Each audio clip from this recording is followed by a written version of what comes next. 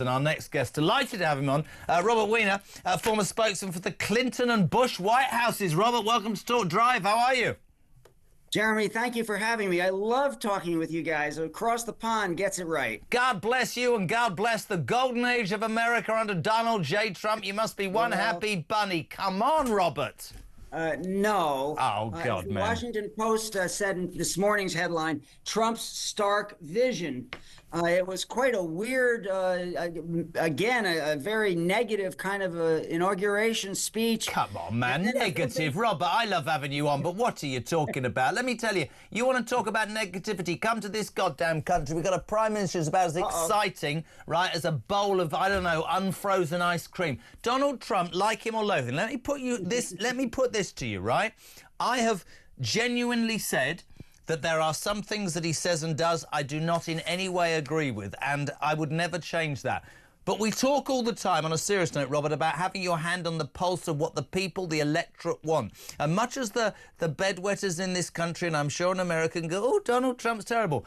What he talked about yesterday is what a majority of American people want done. The end of this obsession with diversity. Base your job on merit. 2 sexes. Close the border. Look after the American people. Make them financially better off. What's wrong with that, Robert? Well, he was elected not to buy Greenland, Panama, and Canada, but to buy groceries. Yeah, but I knew you'd bring up Panama and Mars. Let me talk about... I knew you'd do that. But if you say to your average American, and I've lived there, you know that, if you say to the average American in middle America, you know, I've been to Columbus, Ohio, right? Let's be honest. Nice. If you say to the... It is about the cost of gas and it's the cost of your groceries. They're going to vote for you. They're not interested in ideology, are they? Well, I'll tell you what, the vast majority of the American people don't want the rioters released, and every Republican senator and congressman who now are Trump's paddle boys, they all said how he was responsible for bringing them there, and 178 police were armed. They were injured, and 5 were killed, and he's letting them out. He's emptying the jails of the rioters, still being an election denier, which all the Republicans are saying, oh, that's fine. But it's not fine. It's not fine with the American people. Was it fine? I'm going to sound like a politician. I love having you on. We're going to have a good old Barney. Is it right then? I'm not... Listen, I have my own feelings about that, and you might be right, you might not be. I like a lot of what he said. What I really like is your answer to this, which is the outgoing president, who patently didn't know what time it was, managed to pardon his entire family who haven't been accused of anything, which led me and many people across the world to go, what are they guilty of? Why would you pardon your own family before you leave the White House, for God's sake? And the committee who passed those sentences on January the 6th. They were doing their job, and Biden made a point in a statement saying, this does not say that you admit any guilt. That's what he stated was the condition of the pardon. So Harry Dunn, who emailed me, who was one of the police who was harmed and served, said that he was outraged and he accepted the pardon for protection.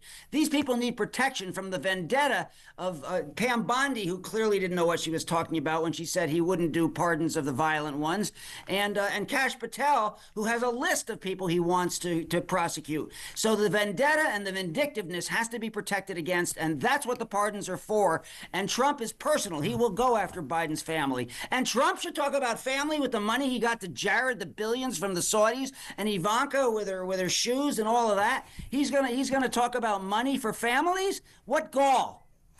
He is the most powerful man in America. He's won back the popular vote. He completely destroyed the completely useless Kamala Harris, didn't he? And Joe Biden had to sit there and watch his legacy, I'm not sure what his legacy is, being destroyed. It was amazing theatre. It was amazing theatre. You know, Biden's a personal friend. I was at his house when he first ran for Senate, and he went by in an event and told my wife, Pat, I said I was at his house when he first ran for Senate, and he looked at her and he said, that's exactly right. I've known him forever. He's candid, but he did fade at the end. There's no question, and there's no question that in that debate he was absolutely terrible, and something had to be done. So it was done. Can I ask you if you're a lifelong friend? I don't disagree with you on that. Let me ask you if you're a lifelong friend, because I've got a theory about Joseph Biden, right? Uh-oh, here we go. No. He spent most of yesterday smiling, and in fact most of the last 7 weeks smiling. Now, a lot of people have written a lot of very cruel things, and I get I genuinely mean this. I'm quite angry with the people around him, including his family, who propped him up, because I'm not interested in cover-up or no cover-up. I don't think that was fair to a man who gave 50 years of service, and that is me being completely straight. But I'm convinced he's been smiling, you'll love this, Robert, for the last 7 weeks, because he's just going to go to his grave going, I'm the only person that beat him. She was rubbish. You were all wrong. I beat him once. You can sod off. I'm going to retire now and sit on the beach. I'm convinced that's his theory now. Well, I think you're right. I think that is his theory, and everybody has an ability to self-rationalize, and certainly he's doing it there. But he did do amazing things. He stopped a recession. He stopped a recession by putting money and programs and people out there when COVID was devastating everything. And the entire world's economists said there was going to be a recession, but Biden, by the trillions that he put into the economy, created the economy that is now powering the world. And you know that, and I know that, and Britain knows that. I don't think Joe Biden. I think your economy was better off under Donald Trump, genuinely, and I lived there. He's the only president who lost jobs. He lost jobs during his. He was the only president that you weren't. He was the only president you weren't in a war. So Biden created 16 million jobs. 16 million. Clinton even only created, and everybody's been bragging about it, and he's good, 23 million in his 2 terms. Why did the American public then absolutely get rid of Biden and Kamala Harris? Because inflation at the end of Trump was 1.7. Then it jacked way up during COVID. Now it's back down to, instead of being in the 6s, 7s, and 8s, it's back down to 2.7. And that's not good enough for the price of butter and eggs. That's why.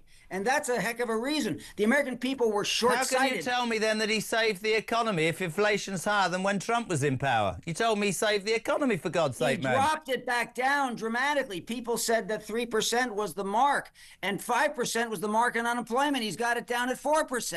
So he absolutely accomplished a lot. And when Trump rides this wave of success, he's going to claim it was his when it was Biden that did it. I will say this, though. I'm delighted you came on. We love the Barneys you and I have. But why are you wearing a Magda hat? You didn't look in the mirror. You've got a Magda hat on, man. What's the matter with you? National Press Club, where we're coming to you live from. Ah, lovely. Robert Weiner, former spokesman for Clinton and the Bush White Houses. We love having you on Talk Drive. 10 to 7.